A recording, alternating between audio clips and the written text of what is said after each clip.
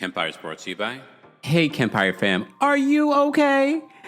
This Friday, September 19th at 6:30 p.m. Eastern, 3:30 p.m. PST, I'm going live with my faves at Butter Skin to spill the glow. I'm breaking down my real routine and the products I actually use, and so much more.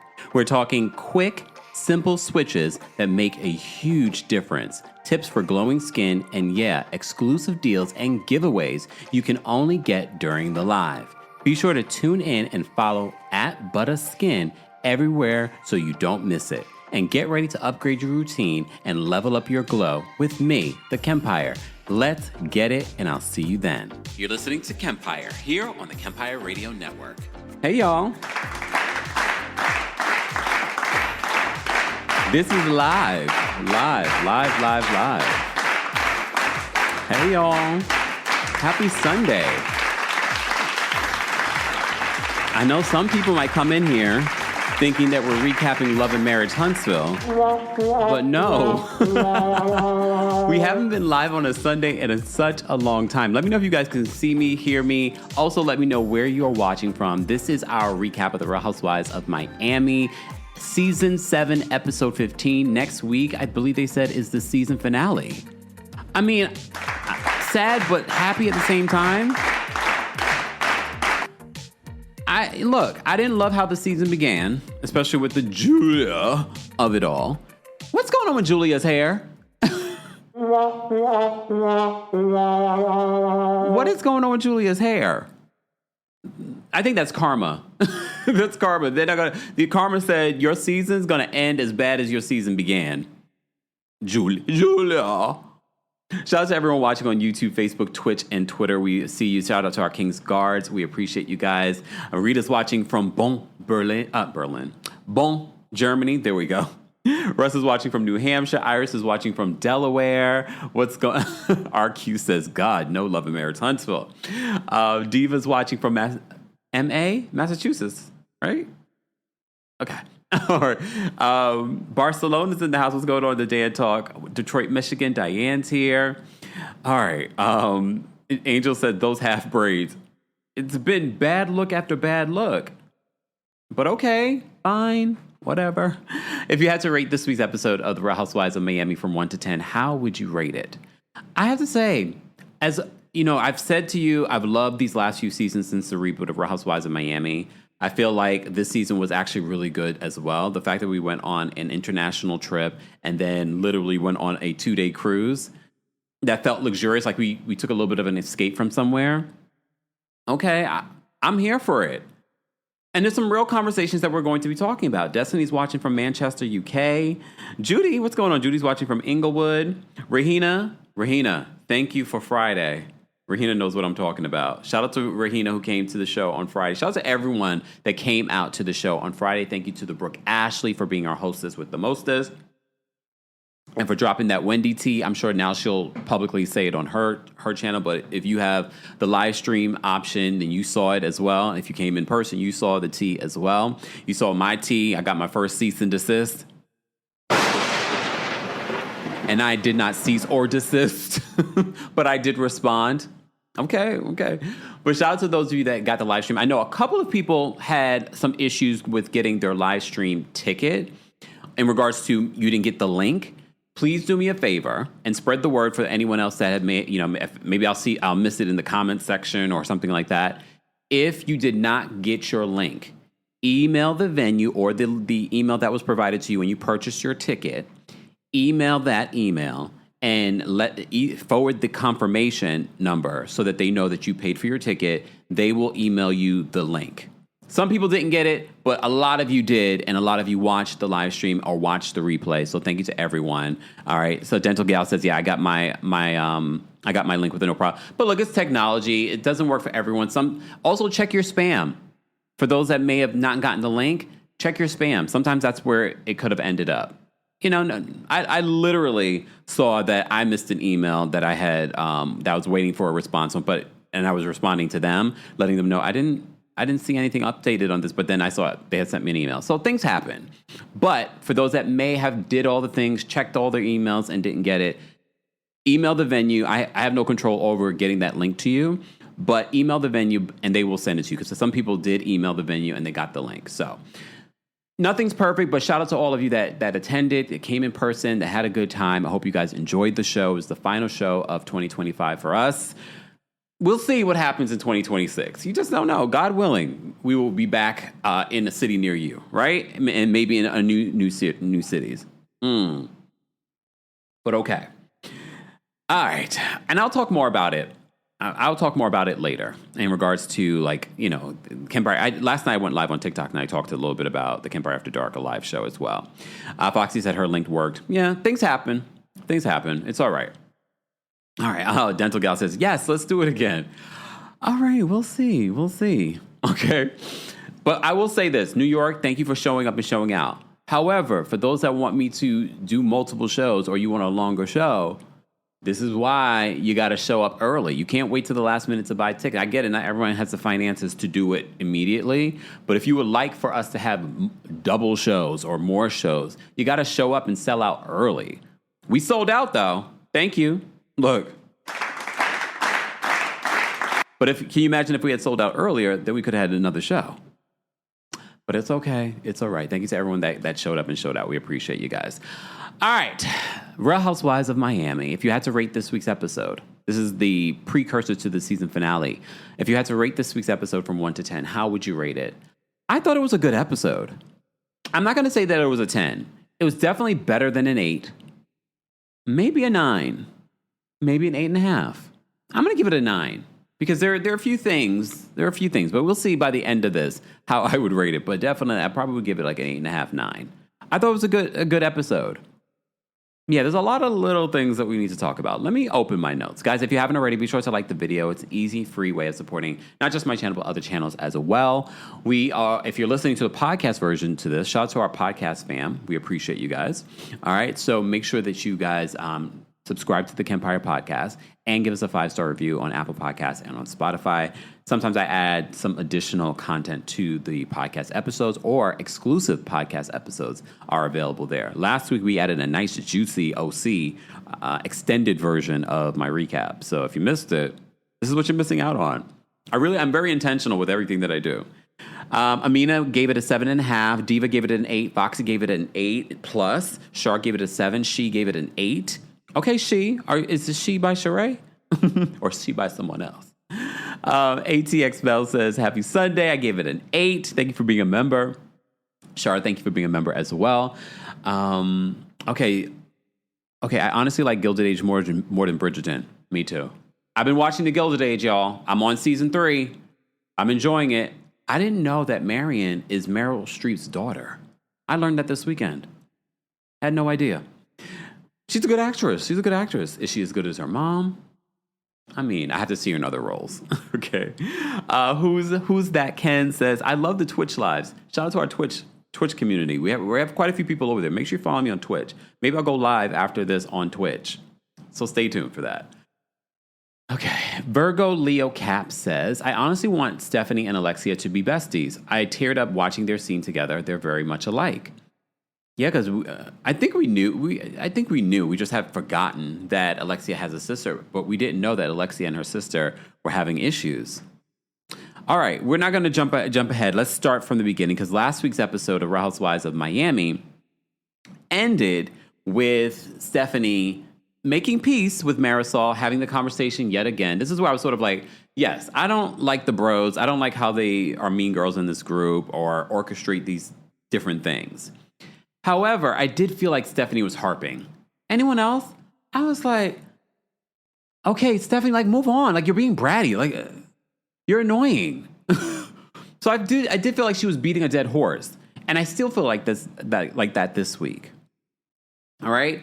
So they end last week's episode with a sort of like flash to what we can expect for this week's episode. And that is Stephanie basically calling out Marysol for being two-faced. She didn't do it in this episode, but she's starting to piece the things together, and she has a conversation at the end of this episode with Adriana. Okay? All right. So they start off the episode. Some of the ladies are on the deck, and they're sunning themselves. Kiki's sunning her JJ, whatever. Okay? But that's not too over the top, right, Kiki? But some of the ladies went to an 80s inspired workout. Okay. Mr. Melvin Magic says, no Bridgerton slander. That's my show. I'm okay with Bridgerton. I kind of fell out after the first season, but I loved Queen Charlotte, though. That was amazing. All right. Another sidebar. So I want to say this. Gertie's outfit and wig, I loved it. Like at one point, Alexia comes in and she's like, she didn't even realize that it was Gertie. Because Gertie, Gertie's been rocking the bald head. And she had like this little short bob thing going on. I thought it was so cute on her. I like the little 80s inspired, look. So the ladies talk about, well, not all of them went. Gertie went, Alexia went, Marysol went, and Stephanie went. And Larsa went. So they're talking about their time in the 80s. Stephanie was like, I was a baby, but, Masood was in college. Okay. But I found it interesting because they flash back to Gertie's picture, they flash back to Marysol's picture, they even flash back to Alexia's picture, where she says she was dating a cocaine cowboy, her ex-husband, the father of Peter and them, and Frankie. But she didn't know it at the time, she said. She looked beautiful back in she's still a beautiful woman, Alexia, but when they throw back to her older photos, she was a beautiful woman, young lady. But you notice when Larsa was talking about her 80s experience, they did not flash back to an 80s photo of Larsa. And I thought that was convenient because Larsa does not look like what Larsa looked like when we first met her on the show. So I can imagine the 80s picture, really people would have been like, who's that? So they only flash back to a Bon Jovi picture where she's like, oh, I really had a big crush on John Bon Jovi. Oh, was that your type? She was like, it was then. Girl, we already seen the older seasons. We already know your type. We already know what you looked like before. But I guess the producers did not want to be shady. But that wouldn't have been shady. It would have been factual. That is what you used to look like. But okay, fine. I just noticed that they didn't. I had to go rewind back. I was like, wait, did they show Larsa's picture? And I was like, oh, no, they didn't. They didn't show it. Jess Kelly says that Alexia has lived a life. Yeah, I will never say that Alexia has not had like an interesting storyline over the years. Even in the reboot. Like, you can't make this stuff up. All right. So, Alexia and Marysol have a conversation after the workout with Larsa. And she's like, we want to bring you and Lisa back together. And Larsa's like, she's not a responsive friend. Larsa, you're reaching. I know at the beginning of the season, I was defending Larsa because I said, Larsa was a really good friend to Lisa. She testified for Lisa in her custody situation with Lenny. And I still stand by that. However, now you're reaching. She's unfollowed Marcus, and now it's this, it's that. She's not a responsive friend, blah, blah, blah, blah, blah, blah, blah, blah, blah, blah, blah, blah, blah. She's reaching. But Marysol and Alexia's like, okay, you got to stop with the details. You got to be able to just move past it. Here's the thing. I agree, but I also disagree. Because part of me feels like it's going to be hard to move past a friend that you feel that's not being a friend to you, because it's going to show up again, them not being responsive and not being a friend. I feel like that's going to show up again. But I also feel like Larsa is dragging whatever issue she has with Lisa. I don't think Lisa being a non-responsive friend is real. I think Lisa's always been like that. I think the bigger issue you had was the connection to Marcus. And now that's over. Now you feel like you still have to drag this beef on. They do end up having a conversation. So then we segue to Larsa and Lisa sitting down for a conversation. Okay? And Larsa can't help but to be shady because Lisa orders I think it was like a glass of wine, but also green juice. And she's like, I'm trying to detox. And she's like, with a glass of wine and green juice? Nothing makes sense with Lisa, but we allow it, right? And just like her friends do. Her friends allow it. But okay. I did write notes in regards to what's going on with Julia's hair. And in another separate scene with the group, while Lisa and Larsa are having their conversation, they talk about Adriana's birthday. And she doesn't want to celebrate it. We already talked about it. But Adriana looks fantastic. She's, damn near 60. She looks great. Adriana arrives and she's like, she seems depressed. She's very quiet. I'm not sure what's happening. You know, one of the things I speculated with Kiki, because she also was acting a little down during the Sevilla trip. And I said maybe it has something more to do with the show and maybe not being full time. The only difference, I feel like they were showing more of Kiki's personal story than they were of Adriana. So I don't know if it's the same, but you just never know. And I always remind you guys, sometimes what you're seeing on screen has nothing to do with what they're saying it is, and more so to do with what's happening behind the scenes or about the show. So I don't know if it's about that.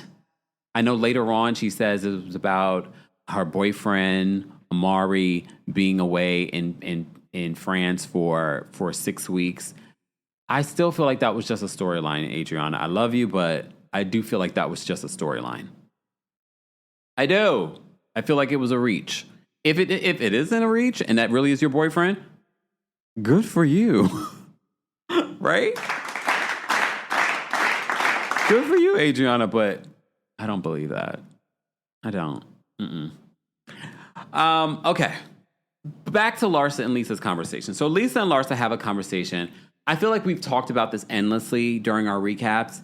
They rehash a little bit of what was said, what has been happening. Larsa says her issue is about the paparazzi and then the thing and that and blah, blah, blah.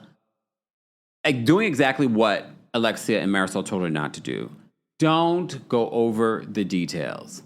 So they do end up apologizing to each other. Lisa starts to tear up a little bit. I didn't see a tear, but okay. And she's like, I miss you. I miss our friendship. Here's the thing, though, Lisa. It's so funny that you sit here in this scene saying that you miss your friendship with Larsa. And there's so many amazing moments. She reveals to Larsa, I did end up unfollowing you. Larsa didn't notice. And Larsa said, if I had known, I would have unfollowed you and removed all of your pictures. Larsa's petty. We already know this about Larsa. But she goes down to the white meat when she's coming for you. But what I noticed versus what Lisa said on social media at the top of the season when she talks about Larsa and I weren't friends. You know, when the show started back, that's when we started hanging out a little bit. But we weren't really deep friends like that. So this is why I have to call Lisa out on her BS. Because now you're saying that you miss her friendship, that you guys used to be really close, that you used to hang out all the time. Did y'all notice that? I was like, ding, ding, ding, ding, ding. I was like, wait a minute. You're saying this on camera, but then on social media at the top of the season, you're saying you guys weren't really friends like that. You weren't really friends like that, but she testified under oath for you in your custody situation? Really? Come on. Lies! The lies! Lying Leo? Shout out to the Leos. Lying Leo, maybe? Because I'm like, come on.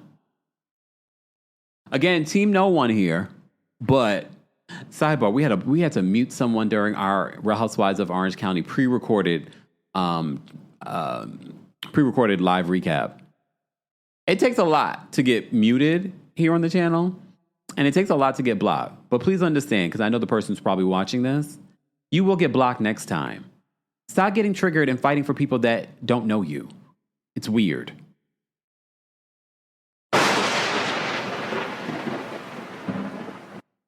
And harping on one particular thing when I've given you multiple examples of why I feel the way I feel about something that someone has done on the show.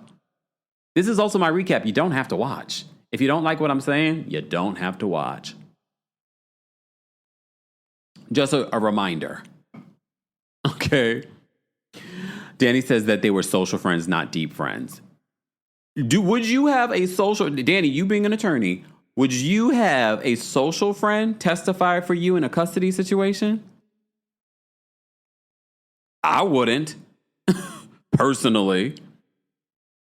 Ms. Parker says, residual villain. No, well, I know I ended the villain era during our New York City show for the tour, but according to astrology, Taurus's villain era is not over till 2026, so buckle up, okay?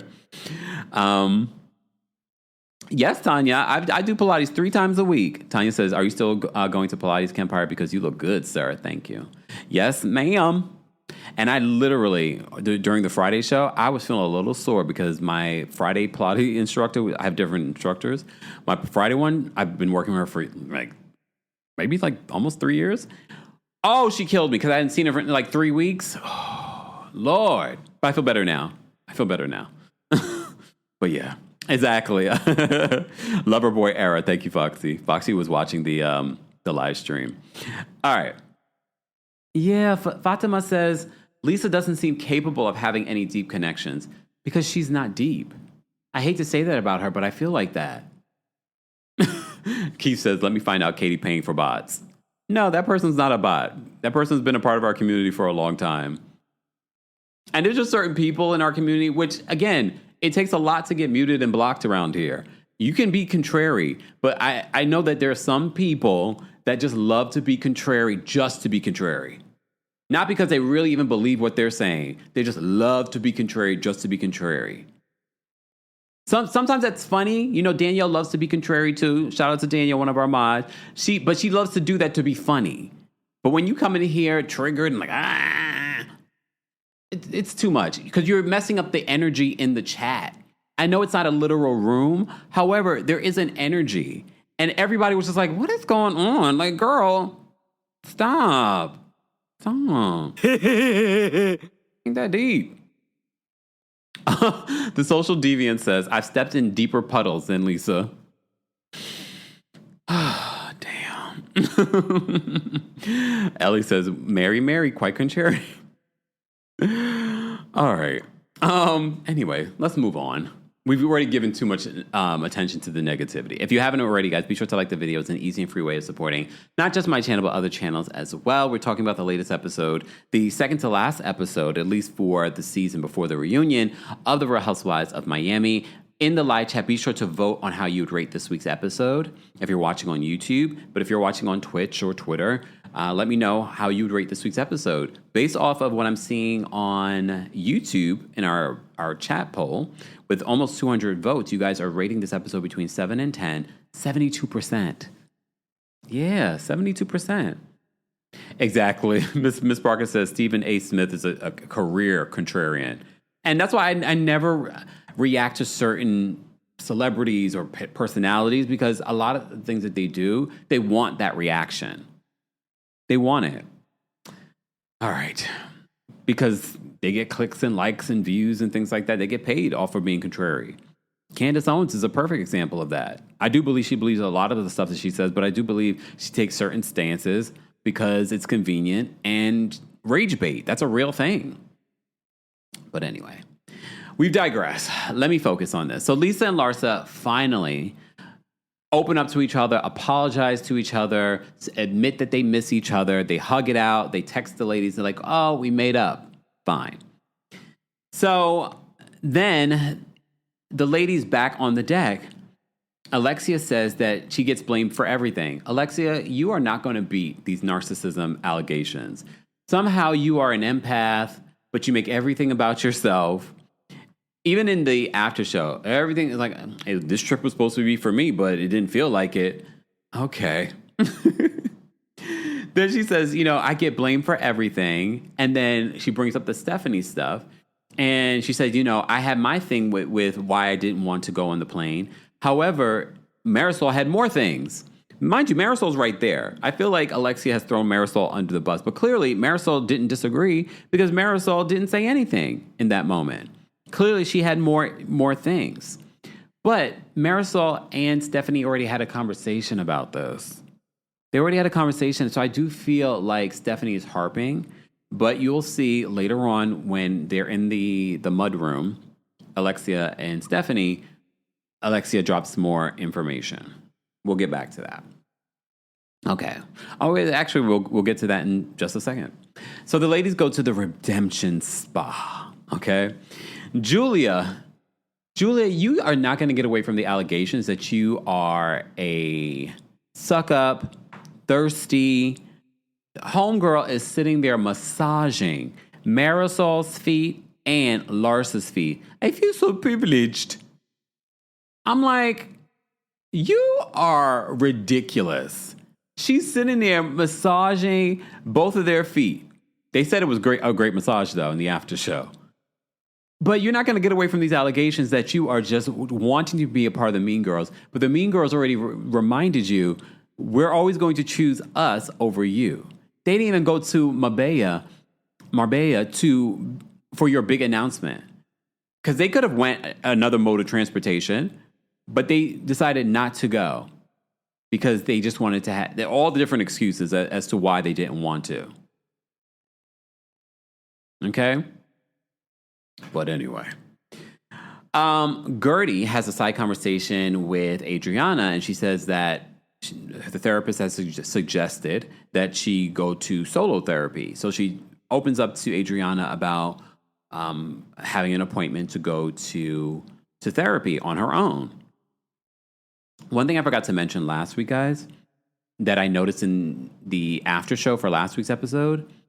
Remember I said I think that Gertie might have like some ADHD? But I said I'm not diagnosing her. She literally said it in the after show that she thinks that she might have that. So that might be part of the reason why Gertie always feels like the need to jump in. You know what I mean? So she says she might have that. I don't know. Again, I don't know how much it costs to get diagnosed, but there are a lot of people that are not diagnosed with it and that are walking around with it. So, yeah. So I forgot to mention that during our last week's episode recap of the Real Housewives of Miami that she mentioned in the after show that she might have ADHD. She's like, I think I have that. And that might explain why she's constantly interrupting people. Just saying. Something to consider when we're talking about Gertie. Hey, Rahina. Rahina brought her sisters to the show. The last show, she brought her husband. Rahina, have you been to every single show? I know you've been to at least 3. We've had 4 New York City shows. Brooke reminded me. Thank you, Rahina, for the super chat and for being a member. Rahina, the hair. Rahina, the hair. Wish I had your hair. Rahina says, so lovely seeing you and Brooke. You guys were lovely. My peeps loved you. Also, they are a ceramic napkin holders. Forgot to mention. Oh, it's okay. We figured it out last night. Thank you, Rahina, for my ceramic napkin holders. Because at first I was like, what is this? But then people told me like, oh, thank you. I appreciate that. You probably already know. No, I didn't. I was like, for a second. And then someone said because I opened them up on TikTok last night. So thank you so much, Rahina. Rahina's always bringing me gifts. Thank you, Rahina. Appreciate you. And also for saving my life. That'll be between you, me, and your sisters. Oh, thank you so much, Janessa. Janessa says, Kempire just watched the New York City show live. It was a 10 out of 10. I wish it was longer. Brooke looked fabulous. Always. Brooke never looked bad. That's why I got to step up my game when I'm taking a picture next to her. You know what I mean? Abina says, I love Gertie, but I do wish my girl would just take a breath sometimes. But again, if it is something like ADHD, that might explain it. That might explain it, because we've talked about this before in regards to Gertie interrupting people and not allowing people to speak. And I think that's what they were talking about, as opposed to her being too much, like a big personality. It really might be the fact that she has this ADHD. We don't know. She says she doesn't know, but she brought it up in the after show last week. Okay. Rosalind, you think Julio has a crush on Larsa? I wouldn't be surprised. Right? I wouldn't be surprised if she was massaging her feet. I don't know about, like, the massage. I wouldn't mind a foot massage, but if I think you're interested in me or you have, like, a foot thing, I probably wouldn't want you rubbing my feet. Okay? Just saying. All right, let's move on. Where are my notes? Here we are. So, Stephanie and Alexia are separated and they are in the mudroom and they're having a conversation. And Alexia admits that she thinks that Stephanie is bossy. Alexia says that she had like one thing when it comes to why she didn't want to go on the plane. All right. But she said that Marysol had many other things. And one of the things was Marysol was not happy and she had an issue with Stephanie going to lunch with Adriana. So although Adriana and Marysol have put their issues aside, we already knew that there was still beef between these two, okay? And we also know that there was still beef because, later on during the cruise when they celebrate Adriana's birthday and they have the writing on the cake, I'm 100% sure, because remember, this cruise is Marysol's. I'm pretty sure she's the one who put the mathematical equation to equal 59 years old on the birthday cake. Because everyone's like, oh my gosh, what is this? And if you pay attention to Marysol's face, obviously it was Marysol. Who else would do this? I don't even think Alexia would do that, to be honest with you. I think that has Marysol's hands all over it. However, I'm gonna twerk on a fence.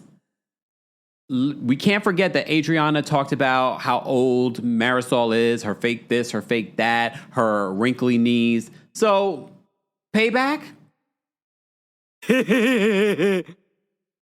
Look, I'm fair. I know people will be like, oh, you don't like this person. I'm going to bring it up. In all fairness, Adriana talked about her wrinkly knees. Now she's going to put on a cake. Oh, you don't like your age? I'm going to put this on a cake. Fine. But okay. All right. So the big issue for Marysol was the fact that Stephanie went out to lunch with Adriana. It's a very mean girl mentality. Very mean girl. So Stephanie was a little taken aback when Alexia says that. So Stephanie then says that Alexia reminds her of her sisters, and she talks about the issues that she's had with her sisters.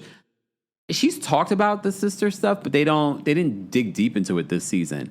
Based off of all the episodes so far, though, this what you call it? This seating chart ain't making no sense to me still. Right, y'all? I still would have given Gertie second chair and Julia second chair, because that really was the biggest storyline, the most reactive storyline of the season. They definitely should not be third. And maybe because the season ended with the Stephanie and Alexia of it all, and maybe it ends on a cliffhanger next week because they're going to continue to talk about it. I still don't think that was the biggest story of the season or had the biggest reaction this season. And that what really needs to be addressed at the reunion. And Andy Cohen Gertie should be right next to Andy Cohen, since you're the moderator, so that you moderate a proper conversation of the microaggressions that happened at the top of the season. And then everything that happened with Martina on social media and surrogacy. I'm not saying that I even want Julia here next season. What I'm saying is, based off of what played out during the season, those two should be sitting right there. Then maybe Stephanie and Alexia. Then Lisa and Larsa. In my opinion. But putting her third chair, I'm like, no. Especially with the way that production, Andy, and the network have dropped the ball on handling what played out. Because I know they did an interview. They did, they do their damage control via the media outlets, and they said that Julia was spoken to in regards to her splashing Gertie. Okay, and I need a little bit more than a spoken to. No one forgot about this. No one forgot about this picture of Gertie sitting there drenched. Like, I didn't even realize how drenched she was until I caught this image of Gertie, which she talks about in this episode. She talks about being triggered and feeling like left out and having these women bully her. They were bullying her. To me, when we talk about bullying, that situation that played out this season felt like bullying. Because no one checked in on Gertie. No one took Gertie on a trip after battling and beating cancer. They just wanted to move forward on it. They did. And this is just a reminder that none of them are your friend, Gertie. None of them. Adriana's your friend. I don't even think Lisa's her friend, because they talk about this in the after show. You remember the issue they had at the reunion last season, Gertie and Lisa. And just like, stop being her advocate or something like that. You know what I mean?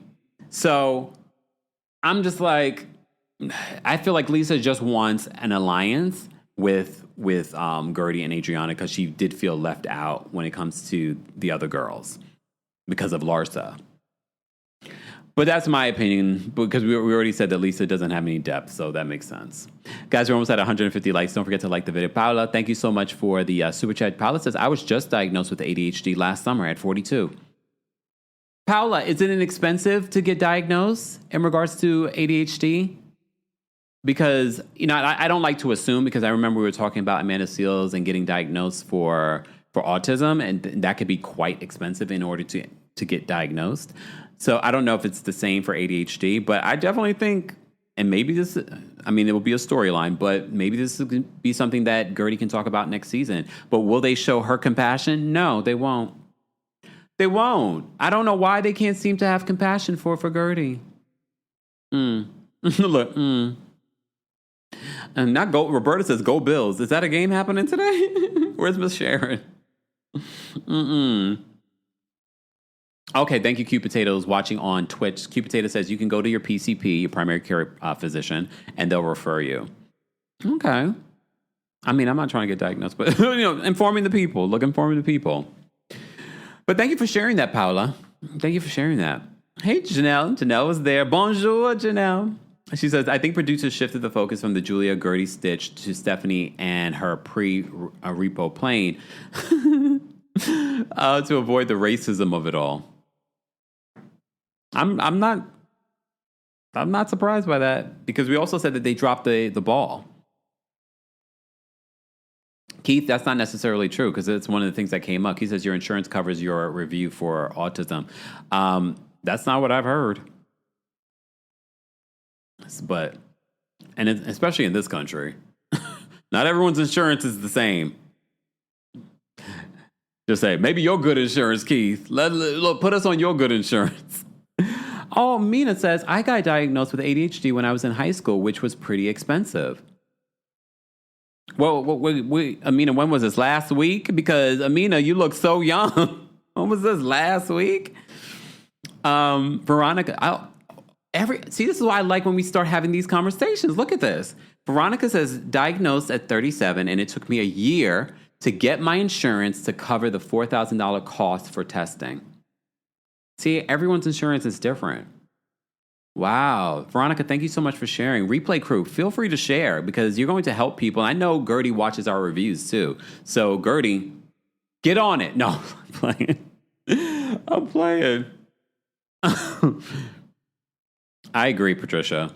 But he needs to learn. If you want to continue to be the moderator of these conversations, then you need to make a concerted effort, not just as the moderator, but as the employer. He's an executive. You are a superior here. Patricia says, we know Andy is not the best at dealing with microaggression. I agree with you, but he's going to have to learn today. Nicole, thank you so much for being a member for the Super Chat. Nicole says, trying to watch you and my 49ers at the same time. It's okay. Normally we're not live, but I had a live show on Friday. So that's why we're live this afternoon. But shout out to our replay crew. I know there'll be a lot of you watching the replay of this. We don't normally do our Miami recap on a Sunday. Yesterday, I spent the day I went for a stretch. Then did a little shopping. And then I was like, okay, I'm resting up. I went live on TikTok. That was about it. But it's okay, Nicole. Thank you so much. Paula, thank you, Paula, for another super chat. Paula says, it wasn't expensive, but I tried 2 years earlier and my insurance didn't approve. Last year, I had a new doctor and insurance. Keith, see what I'm saying? Every insurance is a little bit different, which is crazy to me, but this is our country. I wonder, and look, in case it is expensive, it might be cheaper just to go fly to like a place like Turkey or Europe and get a diagnosis or something like that. I don't know. I'm just saying, do your research. Oh, Russ Davis says, Gertie got that good insurance from the fire department.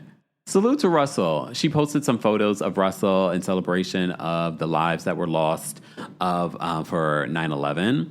So shout out to our first responders, our firefighters. I remember a few years ago at my old house, there was a 5-alarm fire right behind me. It was so scary. And I just remember seeing a lot of these firefighters go into this fire, and it was just reminding me how they risked their lives and first responders. Some were actually injured. They didn't die, but some were actually injured from going in to save people's lives. So shout out to our first responders. Shout out to our firefighters. We appreciate you guys so much. And we don't say it enough. So this is a great opportunity to say it. Teresa says, what did you buy, Kempire? I'm going to do a video. I'm going to do a TikTok video. So make sure you guys are following me on TikTok, because I decided I'm going to do not get ready with me, but what's in the bag kind of thing. So stay tuned for that. I am going to work on that today, and I'm going to do it for TikTok. I will probably post it eventually here on YouTube. I just don't know when. So if you want to see it as soon as possible, TheKempire on TikTok. Keith says city, state, and feds have the best insurance. Yeah, for now. Look, for now. All right, guys. Let me continue so we can move on. We always digress, and I know a lot of you enjoy the digression, but I want to stay focused for those that want us to focus, okay? So Stephanie and Alexia have this conversation, and Alexia reveals that she hasn't spoken to her sister in 2 years, and her sister recently reached out to her when the news broke that Todd had filed for divorce. So they hadn't talked since her mother passed away. Remember that season? Because remember, for those that are just getting into Real Housewives of Miami, that happened since the reboot. Marysol, Alexia's mother passing away. So she's saying after that, which happens, it does happen in families when you have deaths and things like that. It can cause family conflict. And she says her and her sister are very different. She talked more about this on the after show. She talked more about like her sister's life. Her sister's married to an orthopedic doctor. They have younger children. And her sister doesn't like the fact that she's on reality television. Hence why we haven't seen her on the show. But she said she didn't talk to her sister for like 2 years. After her mother passed away, she said her mother really was sort of like the glue that kept them together. It makes sense. But that's where Stephanie and Alexia connect about that. And Stephanie's like, I didn't know that you had these issues. She's like, well, I could be the sister that you don't talk to, and you can be the sisters I don't talk to. Did you guys pay attention to Alexia's face? Alexia was just like, in her head, this is what I'm thinking that she's saying. I told you she reached out to me and we're talking again. I don't need you as my sister.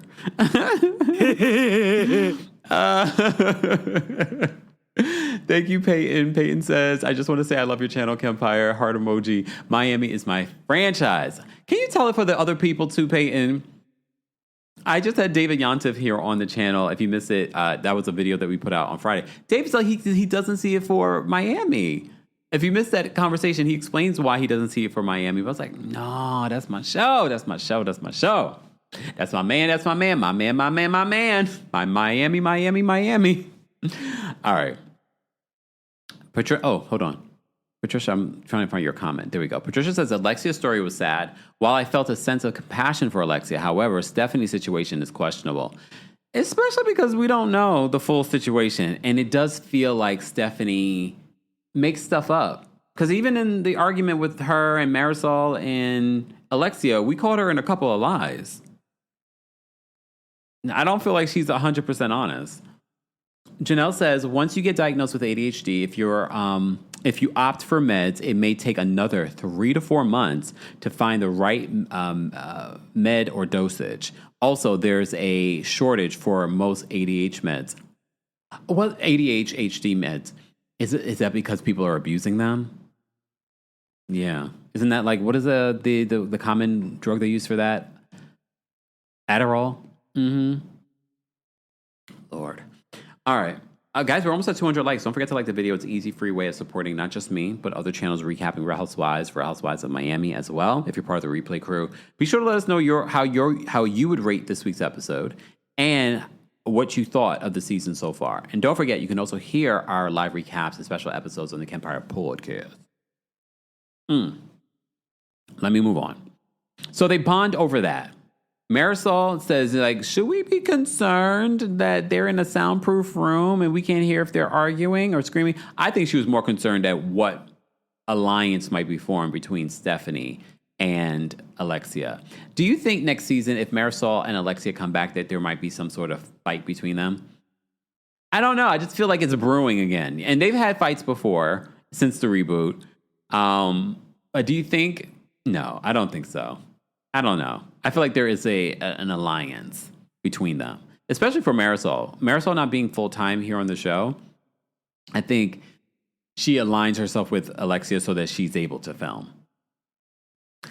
All right, so they have their final dinner where they all dress up in red. I don't know, the Virgin Voyages, I don't know. Like, they seem like it's a particular, like it's an experience. And it definitely looks like an adult experience. No kids are allowed on the Virgin Voyages. It was definitely a promo. Sir Richard Branson was trying to promote this project. Okay, so I'm like, I believe I believe that this was just to promote this his cruise line. I mean, great show, great opportunity to do it. And it works out for Marysol. Like, I know Sir Richard Branson. Maybe she really doesn't. But no, I believe she does because some people forget that Marysol really was mixing and mingling in these circles. They remind us this week, Adriana says, you do know that Marysol was in PR for a long time. She was mixing and mingling with these folks before. Okay. All right. Let me see. All right. So the cruise dinner. Lisa beats everyone down, and she has to make a big deal about it because, one of the big narratives this season is that she's always late. So production says, so how did you make it down to dinner early? And she's like, I had to time everything, a half hour to do my makeup, an hour to do my hair, and this or that. And she figured she needs 3 hours. She needs 3 hours to get ready to be down there before everyone else.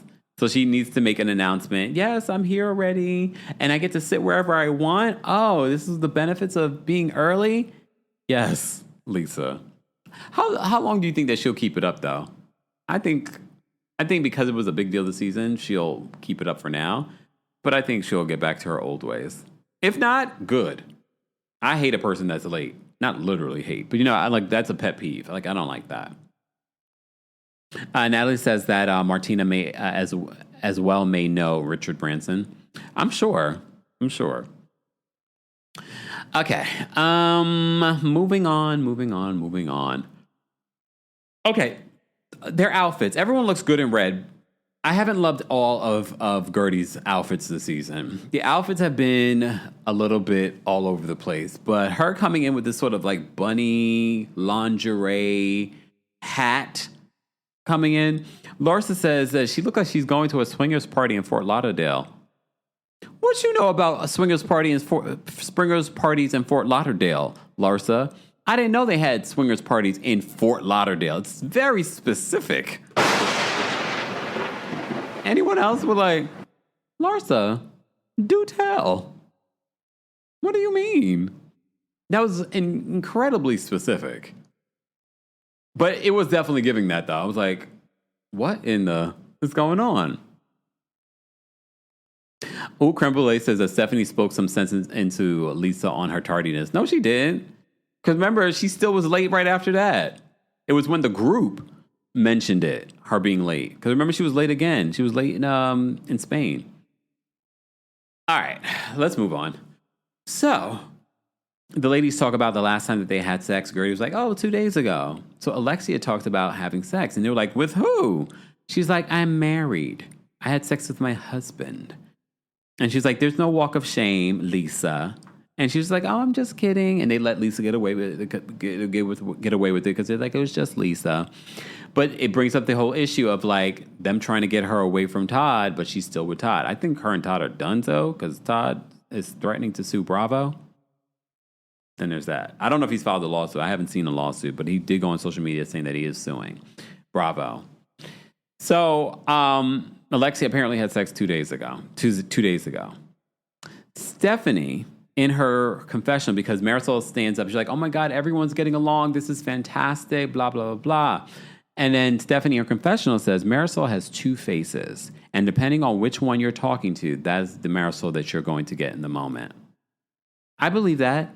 I do believe that Marysol is behind the scenes doing a lot.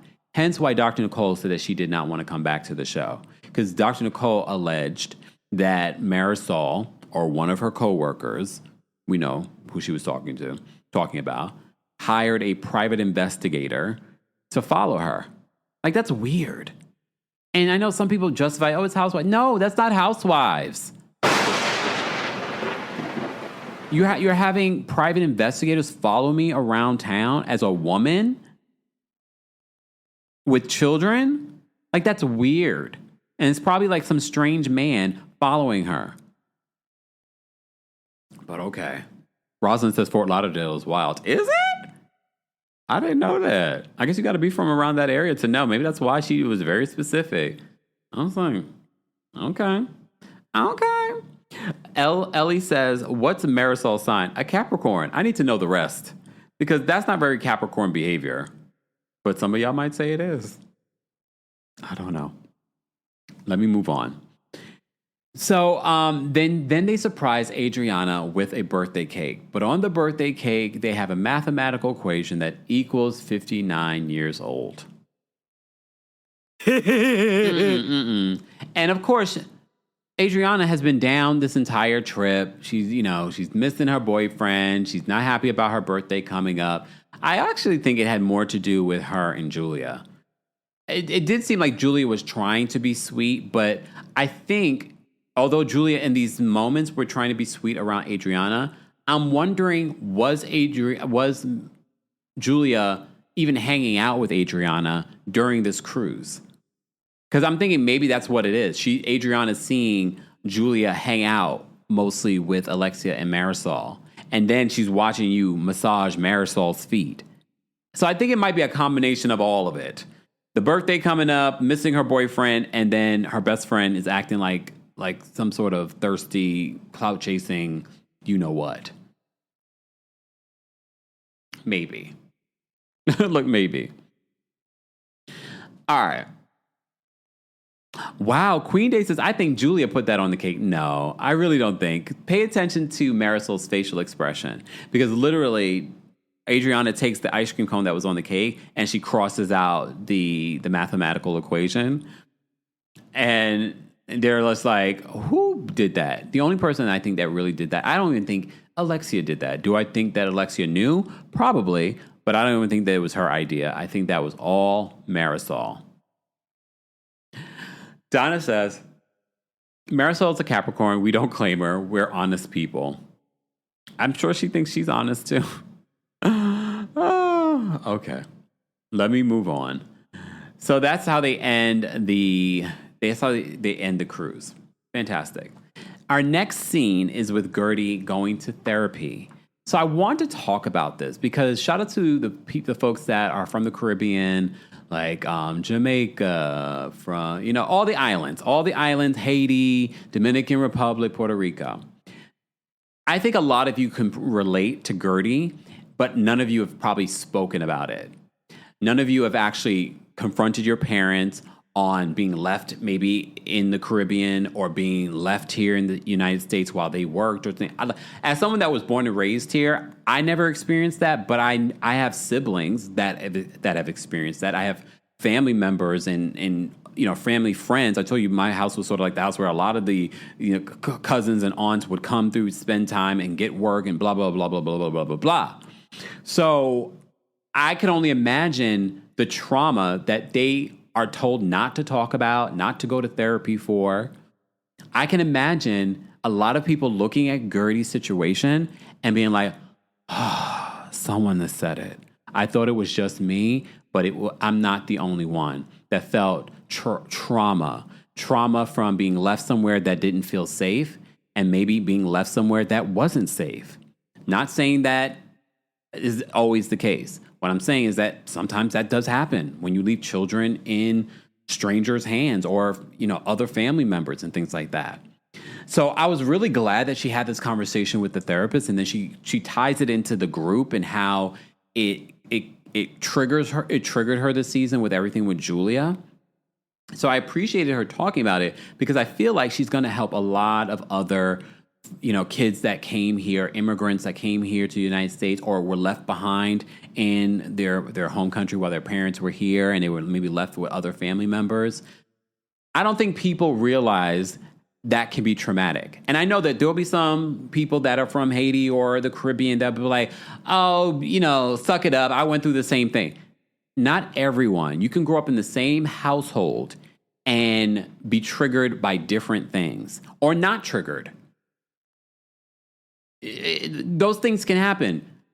Where if I know Gertie had a brother, my thing is they could have grown up in the same situation and reacted to what they went through very differently. Gertie has gone on to be fine for the most part, but then she's put in these situations on reality television, and then it brings up some of this stuff that she probably kind of buried. And she said in the after show that she's working with her therapist every Tuesday at 1. She's working with her therapist on having the conversation with her parents and setting up like where, when, and how she's going to have this conversation. I think there's a lot of immigrant children that are now adults that would love to have this conversation with their parents, saying, like, they don't want to blame them, but they want to be able to express, like, this is how this made me feel. Okay? And the other aspect of this, too, because Gertie says that's not even her first name. She says her first name. I can't remember what it is. But she said, people pronouncing her name, it was always an issue. And now she's sort of made it a thing. She's branded it. But growing up, that's not how she felt. So I appreciated this scene. First of all, reminding us as Black people to go into or people of color, going into therapy is fine. And maybe you can actually heal the wounds of things that you didn't even realize that needed healing. Someone came up to me or called in and talked about how we've talked about mental health before, and that prompted them to go to therapy. That's why I say scenes like this are important, because I know some people will write these scenes off and be like, oh, this is her storyline. She just needs a storyline. Yeah, her storyline is probably going to help a lot of people and help people not, realize, oh, I didn't realize that that's what is triggering me with my friend group or my relationship. It's actually stems from what happened to me when I was a kid. And I know parents were doing the best that they could. Please understand, we're not blaming the parents. What we're saying is sometimes the decisions that you made traumatize children. I know your intention was to build a better life, but now you put me in a situation that is triggering to me. It didn't feel safe. And that's what Gertie is saying. Robert, thank you so much for the super chat and for watching the live stream. Thank you so much for that. Robert says, I saw the live stream. I love Uncensored Kempire. Will you have another show next year, or are you not sure yet? Robert, I'm not sure yet. I mean, my intention is to have more shows next year. I definitely think I will do a New York City show just because it's just easier because I'm in New York. And I love that venue, and I love that we can connect the entire worldwide audience of Kempire through that setup. So, yeah. So stay tuned. Stay tuned. I'm definitely, that is the intention. But it's also a lot of work. I know this is why you didn't get your OC and your Miami recap on Friday. Putting together a show is a lot of work, but there's a business that has to be made. There are contracts, there's negotiations, there's promotion. As I was saying at the top of this, New York, if they came out and we had sold out very quickly, that's less work for me to do in regards to promoting. I'm working with the platform to help promote, creating content to share so that you guys will buy tickets. It's a lot of work. It's a lot of work. And then creating the show. It's all that. I'm working with the sound guy and the lighting guy to be like, well, this needs to happen during the show. This needs to happen at the end. This, sound check, blah, blah, blah. So it's a lot of work. I know we make it look easy, but it's a lot of work. Then I'm doing this. I'm doing all of these other things. But yeah. Mr. Mellon, actually, you said you should do on a leg. You should go on an Asian leg of the tour. I'd love to do that. I just don't know if anyone would show up. Creme Brulee says, loved your London show. Look, London. I think I told you guys this too. I was trying to do London this year too. It's not easy trying to negotiate with these promoters and getting me in there. So,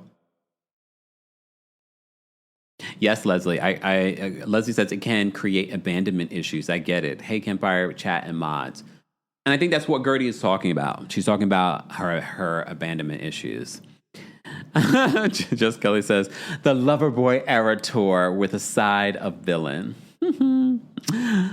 Maybe. Look, maybe. Here we go. Angel says, 2026 Loverboy era tour / dating live stories.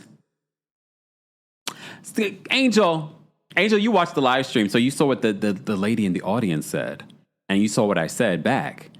So that was something that we were working on. It just didn't come into fruition. Now it can. All right. Patricia says, Kempire After Dark on Virgin Cruises. Would you guys come for that? If I did a Kempire After Dark, all of you buy tickets and we go down and we go on the cruise and we recreate this? Okay. No, Maureen. Maureen says, Kempire, are you planning to recapping Special Forces coming out on September 25th? Are you working for that? We've never recapped Special Forces. That's not really a show I like, to be honest with you. Now, Traitors, when that comes back, Yes. Yes. Mr. Melon Magic, I love the new photo. Mr. Melon Magic says, since you'll be in your Loverboy era, we can be nosy and find out your dating history. No, you can't.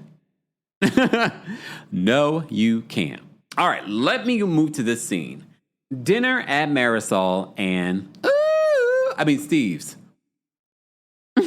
So Steve makes some food. He invites Alexia and Frankie over. Marysol's being loud and belligerent, and she's bringing out the alcohol. And Frankie's just like, Alexia, stop, you're drunk. Here's the thing. In defense of Frankie, we have to remember Frankie has a brain injury. So I know he's probably very sensitive to maybe light, sounds, and different things like that. So I think that's what it is. And we can only imagine how loud she is. But I thought it was funny in regards to him pointing out her drinking. He didn't even just say that she was loud. Alexia was the one who would be like, oh, she's being a little too much. So they sit down to eat, and those shady producers and shady cameramen. Marysol says, I had a very large lunch, and I had a big thing of vegan cheese before you guys got here. It's awkward if you're having a dinner, you're having people over for dinner, and you're not eating. That's very awkward. And I know there have been accusations thrown around about Marysol. We'll leave it at that. But it was a little awkward. But those shady producers kept on zooming in on the empty plate. Beautiful plates, though. Beautiful plates. They kept on zooming in on the plate because it's awkward. Everyone's eating and having a good time. And, they're talking about Alexia and Todd getting back together, and she's hopeful. They specifically talk about Peter and what he knows about what's going on between her and Todd. And she said he doesn't really know a lot. He hasn't really said a lot. Marysol says you should be a little worried because he doesn't talk a lot.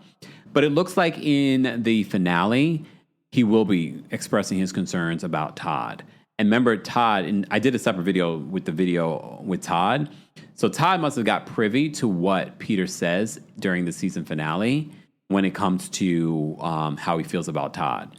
Keep in mind, Peter probably doesn't say a lot when it comes to Todd because Todd is paying for his rent. That's what Todd revealed in that video too. Todd is paying for his rent.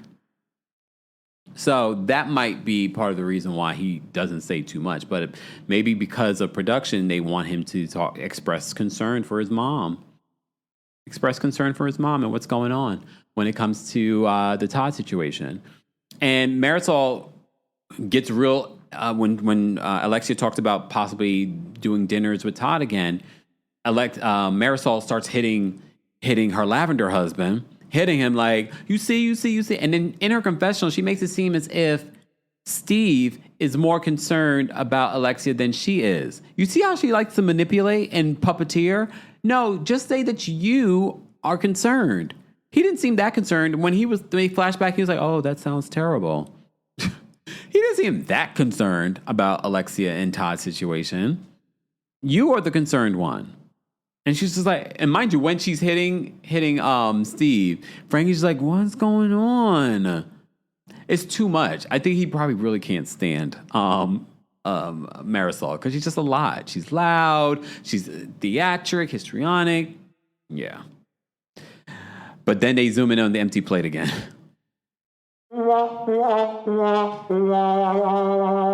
Girl, you could at least put food on the plate and then just, fiddled with it.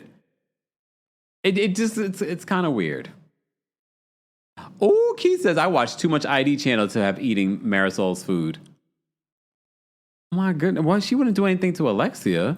Patricia says, Steve don't care. I agree. Q Potato, who's watching on Twitch. Shout out to everyone watching on Twitch, guys. Don't forget to follow me on Twitch, twitch.tv/TheKempire. Q Potato says, Marysol is bored. Yeah. Abina says, Marysol was pushing her opinions on Steve. She can never stand on her own. Is that a Capricorn trait? I don't think that's a Capricorn trait, to be honest with you. That just be a Marysol trait. Fab says this season she needs to stay as a friend of. No margarita for Marysol. I don't think anytime, no matter what she's done, they have not given her a mojito. It makes me wonder. So for those of you that are going to BravoCon, please ask that question.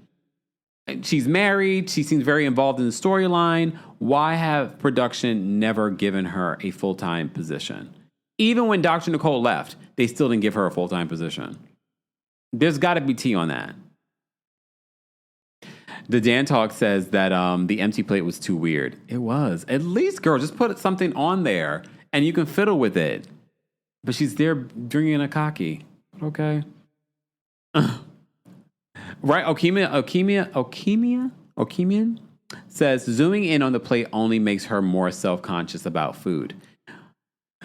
I mean, I don't think she should have even just left it empty like that. It looks odd, especially when you're hosting guests. Right? But just says some mixed greens at least. Even if you don't eat it, at least the food would be there. You'd be like, okay. What? Ross says Marysol was full-time season 1 and season 2. I know. She's an OG. But they have not made her full-time since the reboot. It makes me wonder why. But okay. But those are the seasons when we had Elsa. Dee, what's going on? Thank you for being a member. Dee says Marysol was always been the sneaky one, doing things behind the scenes. She was also used her mother speaking for her. Marysol is the real villain. I agree.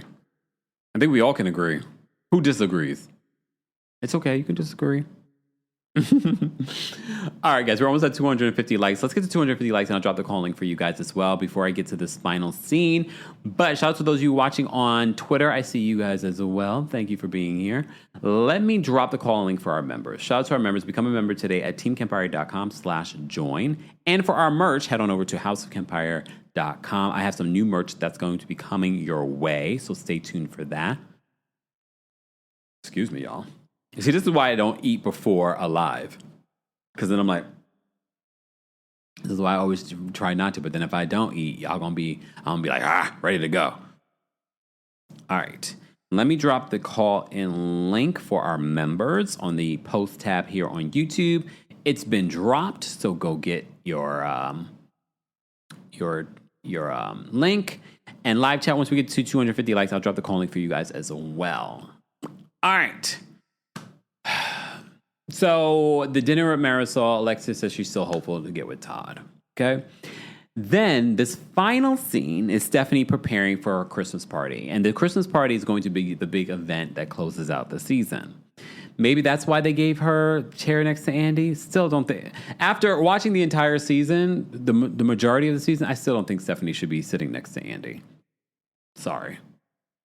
So Adriana is going to be performing at this event. She's going to be using Emilio Estefan's band and things. So she's still working with him. Okay. But then she also, I feel like there's so many layers to Adriana that we, even in the scene that we unpack, she's performing at this event. Then she's talking about curating an art show for Art Basel. If you don't know what Art Basel is, one of the biggest events in Miami for art. And so she's curating this British artist's show for Art Basel. Okay. Adriana says that the reason why, because Stephanie's like, you seemed a little down during the trip and during the cruise. And she's like, my boyfriend's been away for 6 weeks. And, because she's an artist, she's very sensitive to, the drama that's happening in this group. So, and look, and I really do believe, Alexia says that she's an empath. I believe that Adriana's an empath. I could see how that can be a turnoff to her. Remember in Sevilla, when they were arguing in the lobby, she was like, guys, I'm going to go. I'm going to go have my salmon. Okay. So she says that's part of why. Is there more to it? Maybe we'll get to the bottom of it. She doesn't really say if there was more to it during the after show. At least I don't recall. But then Stephanie drops some tea to Adriana. She's like, so I found out that Marysol is not happy with me because of us having a lunch, like the lunch that they had together. And Adriana's like, that's so sorority-like, so mean girl, so high school. But she's not surprised because she knows that this is who Marysol is. Mind you, her and Marysol is supposed to be good at this particular point.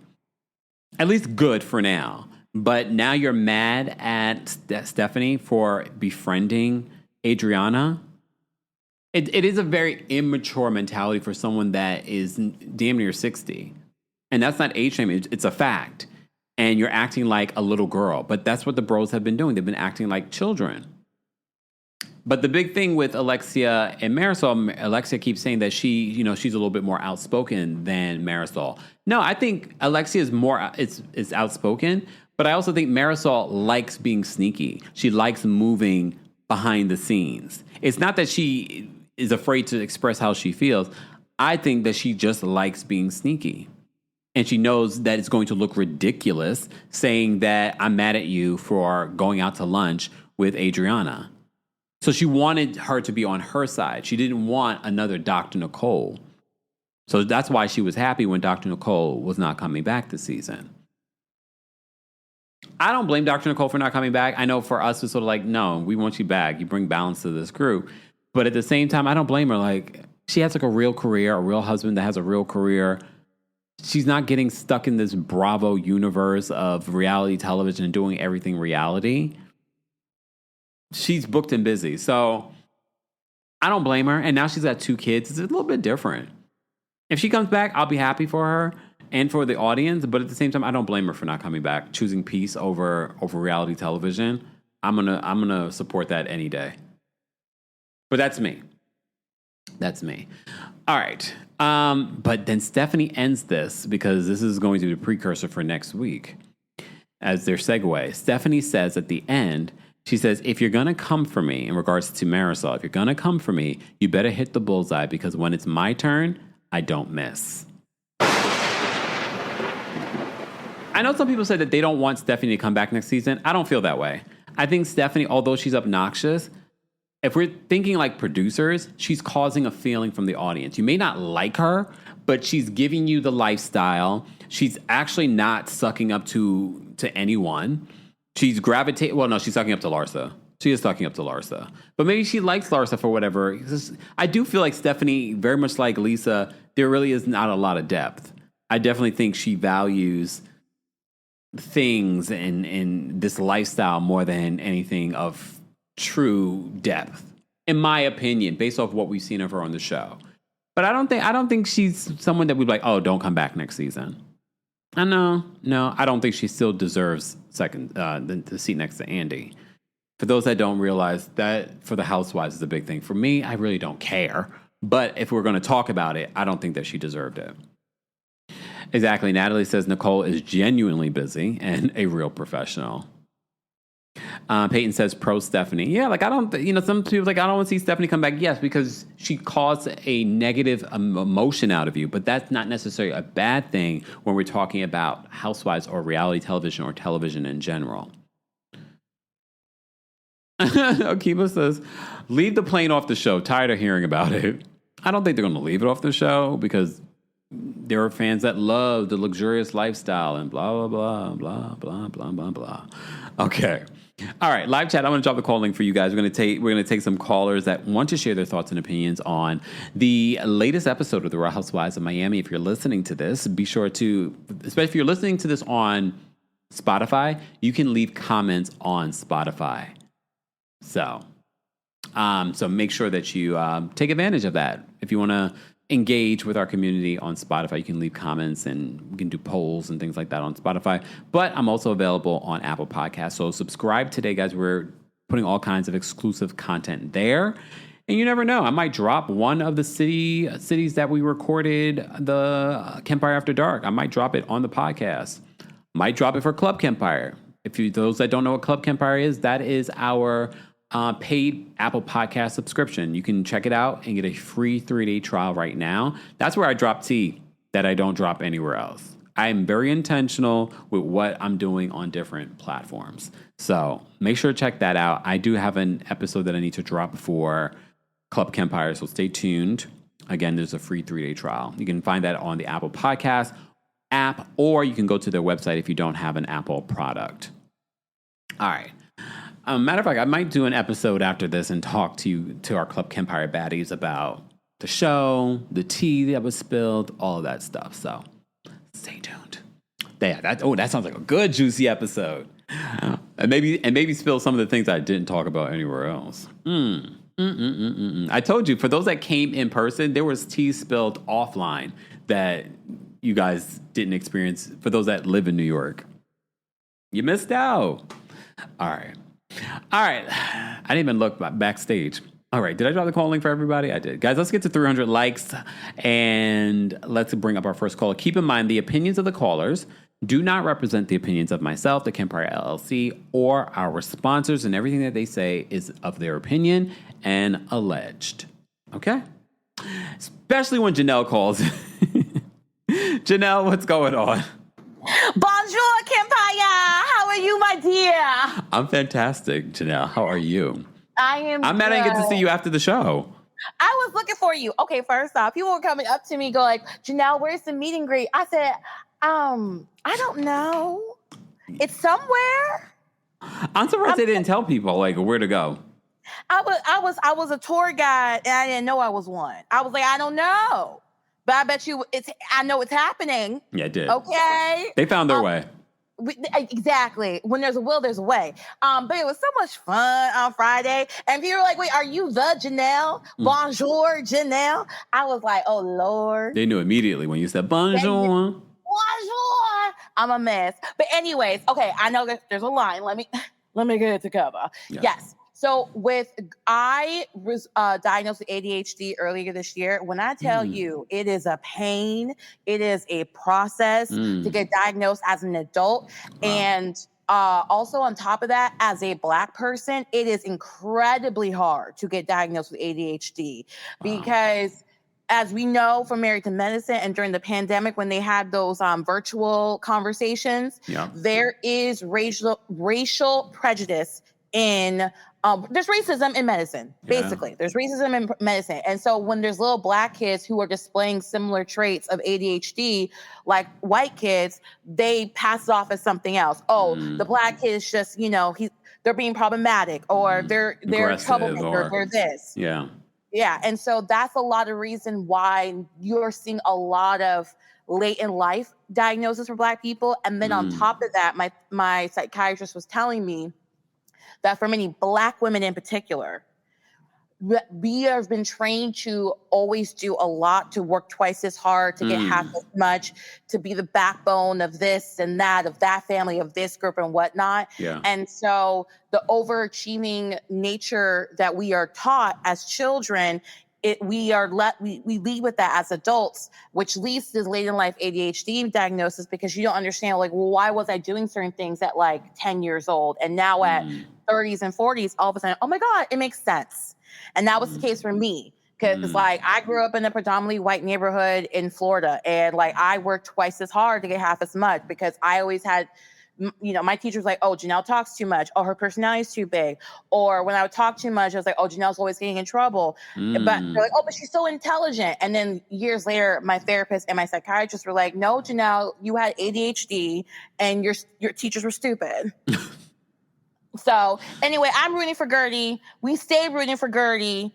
And I'm excited to see this Loverboy era show that's coming about because I talked to the lady who had that question and she gave me more insight. She told me more at length of what was in her dream. So I'm excited for you. Oh, can you DM me?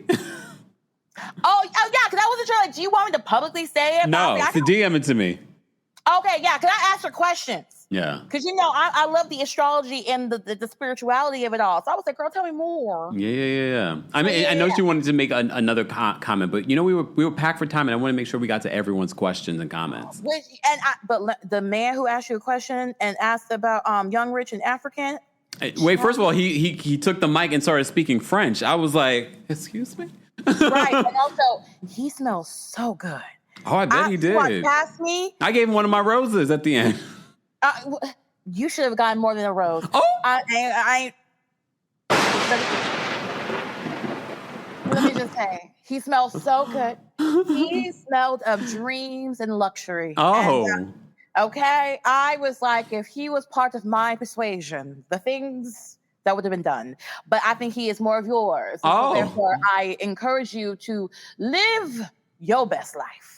Noted. If you catch what I'm saying in these internet streets. But he spilled some tea. I was not ready. Again, you never know. Were you at the show when that young lady spilled tea on Crystal Kong Minkoff's brother? Yeah. Yes. You just never know. What? And you never know. You never know. But also what he said about the person, I'm not surprised because when I was living in Ghana back in 2011, that same stuff was happening. I mean, like, when I had to go to a specific club, I had to do a special knock password and all that jazz just to get in. And it was just like, it's like, because in Africa, especially in West Africa and different parts, it's just, oh, child, it all made sense. Y'all had to be at the show. I can't say what it was. You had to be at the show. Just saying. It's my fault. There was live stream tickets. Bonjour, amen. What did you think about Real Housewives of Miami? Anything else? Oh, I loved it. I need Stephanie to stop trying to get Alexia's attention. I need her to stop trying to not people please, but you know what? She needs to accept who she is. If you're gonna have a certain tone about you and you're gonna own it, then own it. Yep. If you are going to speak a certain way to people, then own it, Stephanie. Stephanie, I think, is actually a very good housewife. I know people find her annoying, but that's a good thing because there's some people who are boring who barely hop on the screen. Yep. And guess what? We have talked so much about this freaking plane. And listen. People really need to stop putting out their personal business out there. And you are based in Florida. People need to know in the state of Florida, everything is public record. Okay. I was able to look up Todd Napolis voting records from like the past 10 years. I'm able to figure out people's party registrations. I'm able to figure out where you live because everything in Florida is public record. Except the Epstein list? Well, now... let me tell you, if you know the right people, that's all I'll say. Oh, well, I'm not surprised by that. Okay. If you know the right people, especially in South Florida, you can see certain things. Now, I don't know those people, but I know those people that know those people. I'm just not privy to those people because I am not yet in the place of stature where I can get. I don't know if you want to even be in that place of stature. No, I do. I really don't. Because you know what? Those people are crazy and they do stuff. And I don't want to end up in the Gulf of I don't want to end up in the Gulf of Mexico. Okay. So you would call the Gulf of America? No. No. I rebuke that. The Gulf of Mexico, because that's what I learned in school. Gulf of Mexico. Because that's what it is. But that's what it is. I'm not listen, and also in Fort Lauderdale, crazy stuff does happen. Think about what two cities Fort Lauderdale is between. West Palm Beach, where homeboy is, and Miami. Oh. And also, Larsa used to live in Fort Lauderdale because that's where her house was with Scottie Pippen. Also, she knows the thing or two about the swingers parties. Yes, she probably allegedly. May have attended some. It's Fort Lauderdale. People really gotta know Florida be crazy. I think we know. Okay, well, yes. I mean, Florida people be crazy, but I really need, and I also agree with you about Adriana. I do think she was down. I do think she was like, and I don't try to listen to everything that Anna says on her podcast. I'll catch it every now and then because sometimes Anna Kinko says, I don't know if she's the most reliable narrator, but she did say that after the reunion, she spoke to Adriana, and Adriana hasn't seen her mother in like 2-3 years just due to scheduling and stuff, and she took a beeline trip to where her mother is. Where's her mother? In Brazil? I think her mother's still in Brazil. I think so. I don't know. Anna said on her podcast, but I don't remember. But Anna said that Adriana was so down after the reunion, she made a emergency trip to go see her mother. Oh, wow. First of all, I appreciate the tea, but Anna, that's so personal. Right. And the thing is like, I'm close to my mom and like we talk fairly often. But I also don't, I live in another state, so I don't get to see her as often, but I can only imagine if what we're seeing on the screen and then what may have possibly happened at the reunion, I'm thinking like, I probably would make an emergency trip to see my mama too, especially if I haven't seen her in 2-3 years. And like, I think Adriana, she, You know what? I think Adriana also, she's a Sagittarius. So I understand this I understand this. And I would be curious to see if her sun or Mars placement is in the 8th house. Because if you typically have a sun or Mars placement in the 8th house, you attract a lot of jealous people or people who are constantly looking at you and observing you and trying to figure out what you're doing because they want what you have. And I wouldn't be surprised if Adriana, if she's a Sag like me, she really does not mind just like chilling. Like she'll do her crazy stuff, but she don't mind chilling. She doesn't need to be in the forefront. She don't need to be Alexia. Okay.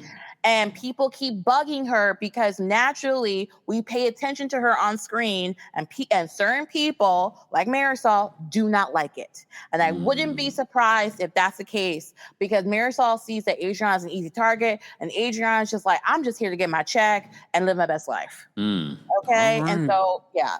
All right, Janelle. Thank you so much for the tea. Yes, yes, child. Let me tell you. I mean, I don't like to bring up Anna too much because she didn't think what Adriana said was a problem with Kiki, and I was like, Anna, if you're like, just say you're from Miami and you just don't know. That's all. Because sometimes the passing, I can't. Let me get off these internet streets. But Kempire, it was such a good show on Friday. And I cannot wait for you to do more shows in New York and live your best life. And it was so funny. It was so good. And Dr. Wendy, we coming for you. Okay, bye. Bye. Yeah. we no longer call her Dr. Wendy. We call her Wendy Asetha over here. All right, let me say thank you. Guys, we're almost at 300 likes. Be sure to like the video if you haven't already. And if you're listening to this, be sure to give us a 5-star review on Apple Podcasts. Shar J says, thank you for the super chat, Shar. I don't think I've ever gotten an $8 super chat. I like it, though. Thank you, Shar. Shar says, that's the first private plane with her own persona. I mean, it really is. Thank you, Shar. And for the $8... that's such a very specific number. Did you do that intentionally? All right. Angel's backstage. We're going to bring Angel up next. Angel, what did you want to share in regards to Real Housewives of Miami? Hey, Kempire. Happy Sunday. I just want to first off say congratulations on the show. The live stream was awesome. Thank you. Tamar did deserve that lady award, but Ray J should have got a woo-woo-woo little baby child, like, consolation prize or something. Oh, okay. Noted. No, now back to the episode. I give it a 7.5 for this week. God don't like ugly, and that's why Julia's hair looks like that. And then I was like, finally, Larsa and Lisa buried it.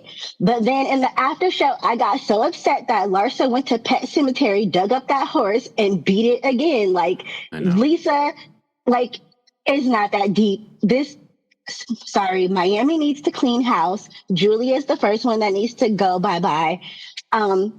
Marysol is a danger to society. She needs to go. They need to break up that clique with her and Alexia and do her like they did Couch Potato and Giselle so that Alexia can be a softer Alexia and be in her girl era because we like her a little bit more. Let her and Stephanie team up or something. And then Lisa can go too because she's offering us nothing but like shallowness and materialism that she doesn't have anymore. So that's it. I don't know. I know I just kind of boom, boom, but that is how I feel about this episode. If it weren't for Larsa and Lisa dragging this out so long and Marysol having cookies for dinner with no food, I would have probably gave it a 9. Oh, damn. Thanks, Angel. Have a good one, Camp. You too. Bye. For those asking about the Dr. Wendy story, I'm sure Brooke will. I'll double check with her. I don't want to share her tea. She shared it during our live show, so I'm sure she's going to now that she shared it there first, she's going to share it on her YouTube channel. So I'm going to let her tell the story. So I'll double check after this live when she's going to share it, and I'll let you guys know. But I'm sure she will. But she shared it exclusively at our live show on Friday. Told you to get a ticket. For those that didn't get the ticket, be like, what are you talking about? What are you talking about? What are you Shar, thank you. Shar says, yes, 8 equals new beginnings and wealth. I know that's right. I was like, this is very intentional. $8. I love it. All right. Miss Melon Magic says the library is open. Okay. Let me bring up Ellie next. Ellie, what did you want to share in regards to Real Housewives of Miami? Hi, Kempire. Can you hear me? Yes. Can you hear me? Yay, yes, I can hear you. Usually when I use my AirPods, it doesn't work. But it's been so long that I've been on the replay crew. I'm so excited to be back on live. I'm excited to as well to hear Brooke Ashley's tea. I'm going to go on her page after this.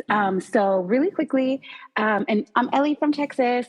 Gertie with the ADHD. I just like the chat. I loved the chat today because we were all kind of talking about our experiences, our journeys. And one thing that I wanted to touch on is how ADHD really affected my relationship with my partner and how it could affect intimacy, our day to day. There's this really great podcast and TikTok called ADHD Love with Rich and Rocks. And they've really helped me figure out how to separate my ADHD from me and not feeling shame that, hey, like I forgot something. Hey, it's messy. Mine translates into inattentiveness because my brain is going so fast. So I sometimes forget that I'm in reality, that I'm here because I'm in my brain so much. So adult diagnosis, especially for women, is just so important. You know, so many little girls are being told, oh, you're so airheaded and spinny. But it's like, no, my head is like constant. I don't have time to listen to you right now in the present day because I'm watching a show in my head. Anyway, so going on to Real Housewives of Miami, even though it was kind of forced, but the alliance between, or the friendship, I should say, between Adriana, Lisa, and Gertie, especially on the after show. Oh, I just love it so much. And I hate that. I wish they would have gone, you know, into that organically, but they were kind of pushed into it by the other girls. So the journey, but the result is something really entertaining and great. And I love them together, and I love them supporting each other and supporting Gertie, supporting Adriana, even supporting Lisa. It's really nice to see. As far as Stephanie goes, I was just so, and it keeps coming into my brain, Alexia's like really emotional about her sisters. And Stephanie's like, yeah, I don't talk to my sisters either. Right. But like just so cold and just like, me too. Me too. And Alexia's like really saddened by it because she's like, that's my sister. And I have 3 sisters. So like, I get that sister love, you know, love yourself and love your sisters. But I didn't get that from Stephanie. So it was like, are you just saying that just to say it? It was weird. I don't think there's depth of emotion with Stephanie. Yeah. And I'm like, but some people can come off as like cold, but they really are deep. I don't know if that's the case with Stephanie, but I'm trying to give her the benefit of the doubt. And she has made me mad, upset me, maybe I should say, throughout the seasons. But just like I have a BFA in fine art photography. So even if art moves you to be upset or grossed out or the fact that it's moving you at all is the thing, right? So, okay, Stephanie, you moved me. I get it. So that's all I have to say. And I'm just so excited to be on the live with y'all again. And I just missed the live chat and Mama Allie and everybody. It's just your community, our community, maybe I should say, right? Because I'm involved, is just so rich and so loving and cordial and respectful.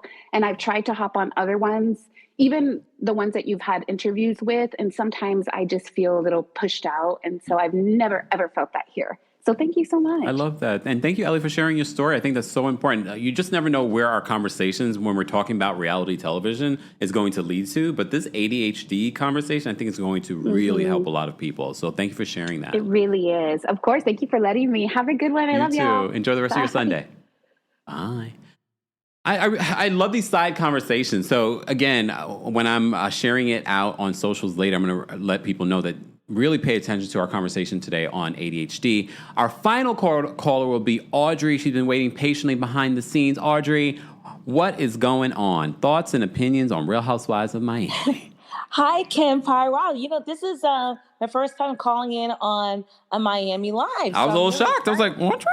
Right, exactly. Like, who's this? No, but I'm about to go to my peer bar class at 4:00. So I have some time, and I said, when I saw it pop, I was like, oh my God, okay, here we go. So I did watch it, a few things, and please correct me if I'm wrong, because I don't know if it was last week, because sometimes I'm behind with Miami. Okay. Did this episode start off with Kiki and her dad, or was that the episode before? I think that was the episode before, because this episode started off with them being on the cruise. Oh, yes, that's right. But can I say something about that? Yeah. And this is as someone who, I have a lot of friends who are from the Caribbean. I just went to Jamaica for the first time ever a couple weeks ago, and I had a great time. Okay. I found that conversation to be really troubling. Mm. You saw in the subtitles when they said, "Just get over it, just let it go."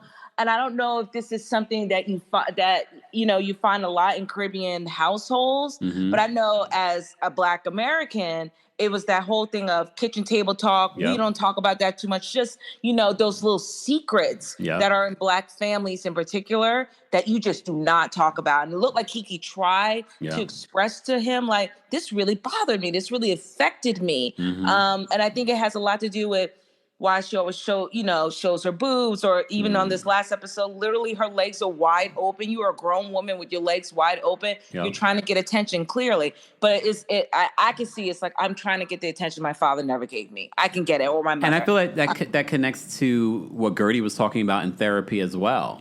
Sort of, she wants to express herself, but she knows her parents, that their reaction might not be favorable with her expressing, like, this is what, growing up this way made me feel. I think it's all connected in regards to that whole Caribbean Black experience. Yes. And the Gertie thing, I'm glad you brought that up, because that was heartbreaking to me as a dark-skinned Black girl growing up on Long Island and being in a very predominantly, like, the neighborhood I grew up in was like, everyone used to joke and call it the Huxtables because it was, upwardly mobile Black people. Yeah.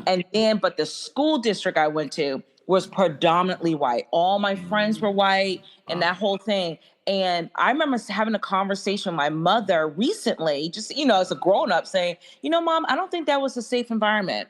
I get what you and Dad were trying to do and put us in like this really, it's a fantastic, I'm not going to say a school district. Anyone can look it up on Long Island. It's one of the top 10 school districts on Long Island. But I was like, I don't think it was safe. Now that I'm an adult, learning about slavery and being the only Black girl in the class, learning about slavery was really different. I remember my mom was a freaking engineer for Boeing. And I remember one of my friends asked me, was your mom a slave?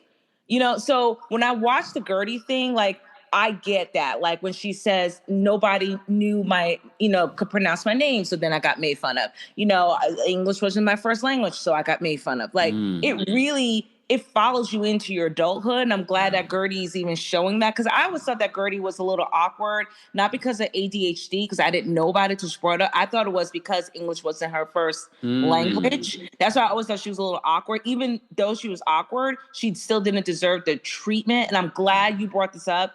Those microaggressions that we saw in the beginning of the season, moving forward for the reunion, I can't trust Andy with it or the other people around, but like, someone needs to address that. Yeah. Every single time, and I don't want to go on a tangent, but every single time I see those Black boys, right, I am worried. And the fact that his godparents are now like white men, so you have no Black male representation. I think that's what they used. That's what they used Karamo for. You saw right after that episode. Exactly, right. But it's like. But like I know they're probably not that close, and it's like being facetious. Like that really troubles me. One last thing that I will say, and I am ashamed that Stephanie is a Scorpio, because as a fellow Scorpio, we know better. I think what the last caller said was she comes off like cold. That's sometimes a Scorpio thing where we come off cold, and that's a protective thing, but. Not to show emotion. Inside, we are raging. Inside, we are boiling. Think Phaedra Parks. Like how Phaedra Parks seemed cool, calm, collected on the outside, but on the inside, she's seething, right? Yeah. And plotting. So when she's really hurt or angry. The Stephanie thing, and I said this before to one of my friends, if you notice Kempire, I don't know if I wrote this to you or on one of your, and I put it in the comment section, I can't remember. Do you notice, like, when she talks about the plane, she says, "Welcome to Shoma Air." And she makes it a point to say that almost every time. And they make it a point to show it. Yeah. They could edit that out. To me, it seems like that plane is a write-off. Oh. And it seems like something is going on where she has to say Shoma Air so she could write it off as a business expense. She's been showing off all of their new projects they want to do. I mean, there have been rumors about the money being funny and being sued by his children, allegedly. So I do feel like, first, it's smart. I mean, you're on this platform. Yes, your business does very well, but I mean, I'm assuming. But my thing is being on this platform now, you're being opened up to it. This is like free promo. Right. So. But I feel like when she says, just pay attention to it, when she says show my air, it's like, I can prove now that this was a business write-off. You know, like this wasn't If it wasn't before, it is now. Right. And it's like, that seems funny to me. And that tells me she knows a lot more about what's going on with her husband and those funny finances that he puts off. And I promise you, this is the last thing I'll say. I did think the thing with Adriana and the her age on her cake, I thought that was mean. When they cut to Adriana's face. Yeah. It was like, that was mean. And you guys did that on purpose to be mean. It's like, I think Adriana, when her travels and when they were in Sevilla, and I'm pronouncing it incorrectly. Sevilla. But when they were, say it again? Sevilla, right. When they were there in Spain, I loved how she talked about the history of the culture and the architecture. Like, I could see her with like a spin-off show with like where she travels and stuff like that, because she really is very cultured. Yeah. And I actually like that about her. So anyway, that's all I'll say. I think Miami was a good season. I'm ready for the other franchises, but you know, that Mean Girls thing that they do and the microaggressions against these Black women, I'm sorry, I'm just going to say it, on these shows where it's predominantly not Black, it's really troubling to watch. Yeah. And it just, you know, so seeing Gertie and everything she's going through, and even when she said like, yeah, I'm a survivor, woohoo, but I got to wake up and look at this stuff. Yeah. When she talks about the scars and the bald head and, you know, the lack of intimacy, and it's, you know, it just breaks my heart for her. And I'm just glad she has a voice on this show, because I can, as a Black girl who grew up in a predominantly white area in school and what have you, I so get it. I know exactly how it feels. It is very triggering to watch, to be honest. So, but anyway, thank you for what you do. I hate that I missed New York, but I'll be in New York in like 2 weeks. But I ended up missing your show. But you know, I always go. Yes, it's okay. You went to the Atlanta show. I did. I went to both shows, and I slick you some tea, and I was right about the tea.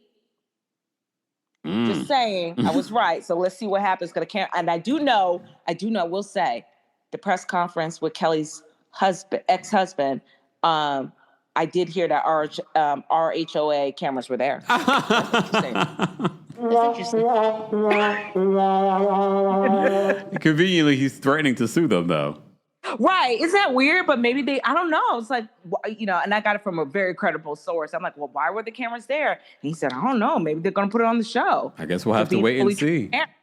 I mean, they could technically be there. It was like an open press conference. It certainly was. And they sent it out to everybody. Like, they wanted the attention. They wanted, you know what I mean? Like the publicity. So we'll see what happens with it. But anyway, Kempire, have a wonderful rest of your Sunday. I'm going to go do my pure bar. Okay, I'm going to go do a little bit of I think I'm going to do arms today. Huh? I'm going to go do arms today. Oh my God, the arms are a killer, aren't they? It's like, when they do the little weights and stuff like that. But anyway, it's worth it because we look fantastic. Huh? Yes. Anyway. Audrey, have a great rest of your Sunday. Have a great workout. Bye. Bye. One of the things that Audrey said that I want to mention in regards to the microaggressions when it comes to Real Housewives of Miami, because I know people like Lonnie Love want to watch what happens live. This is why you can't have mixed cast and you can't put the one Black person in this. No. What should happen here is that you have someone moderate a conversation so that this audience of white and other understand and learn and grow, especially Julia. You're raising 2 Black boys. Separating and ignoring the conversation is not the point of this experience, if that's your real intention. But we know the intention for Andy Cohen and these Bravo executives is to make money and entertainment. They don't want to deal with the audience being triggered and upset and mad about the micro and macroaggressions that we've been watching on their shows. It's not about ignoring that or being like, oh, we can't have Black people on these shows. They can only be on all Black cast. No, because that's not how the world works. Miami is not just all Black people together. You're mixing and mingling. This is an opportunity. Look what we saw with Garcelle having a conversation with Kyle. I'm sure she learned a thing or two. I mean, she could learn a thing or two more. But she learned a thing or two based off of what happened between them because they actually sat down and had a conversation. So if we have this, this is what will piss me off for the season. is if we sit down for this reunion and they don't talk about the micro and macroaggressions of what went down with Gertie, this cast, and how they ignored how she felt in that moment, and no one really checked up on her. I'm sure Gertie's going to be very loud about it, but we'll see what's kept in the edit. Thank you to everyone that called in, shared the live, liked the live. If you haven't already, be sure to like the video. And if you're watching the replay of this, be sure to share your thoughts. I know you're probably like, oh my gosh, we have a Sunday live? Yes, we had a Sunday live, okay? I hope you guys enjoyed. Thank you to our King's Guards. Thank you to everyone that sent in a super chat. Thank you to our subscribers. Thank you to our channel members. We appreciate you guys as well. Not Mr. Mellon said, not Kyle Scissorin Richards. Stop. Okay. Queen Day says, agree. Black people are everywhere and we live in all types of communities, so removing us doesn't solve the issue. So I wholeheartly disagree with what Lonnie said on that man's platform to his face when you could have used that opportunity to say something else. That would have been your opportunity to be like, well, you know what I think should have happened on Potomac, or you know what I think we need to have someone come in and help moderate these conversations. Hence why you will never see me on Watch What Happens Live, because they're not ready for the truth. Or as Katie Janella would say, my truth.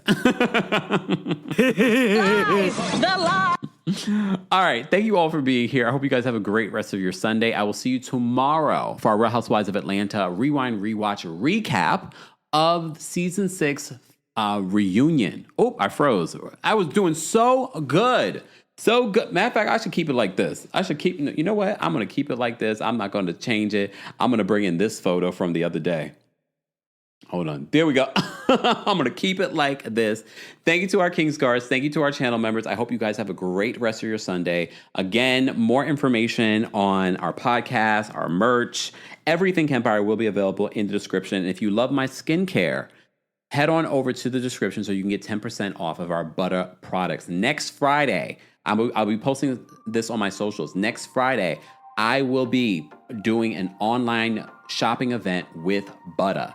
Stay tuned for that. I will be posting about it. Make sure you're following Butter on socials. I'll be going live and we'll be talking about my skincare routine. For those that have seen me on tour in person, everything has been Butter products. Been using it for months now. So go get your Butter products today. 10% off is now available in the description. And if you follow me on TikTok, you can also check it out in my TikTok shop. Follow me on TikTok at TheKempire. Thanks for tuning in to Kempire here on the Kempire Radio Network. Don't forget to give us 5 stars on Apple Podcasts and on Spotify. And for more information on the podcast, head on over to KempireRadio.com.